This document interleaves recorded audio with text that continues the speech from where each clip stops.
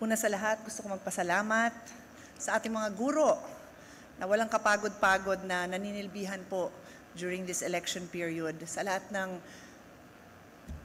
volunteer and COMELEC workers, and of course the commission headed by Chairman George Garcia. Salamat sa mga supporters ko na for the fourth time hinalal niyo ako bilang senator, sa staff ko na walang kapaguran na tumutulong sa akin, and of course to my family, especially to my mom who's not here right now, but my mom, my brothers, my kids, and of course to God. Maiksing kwento po.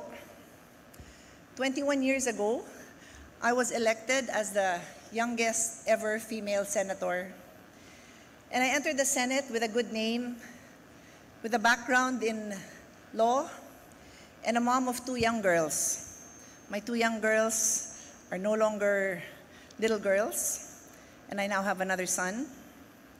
And I worked inspired by the legacy of my late father, Senator Rene Compañero Cayetano, and the public service of my brothers, Alan, Ren, and Lino.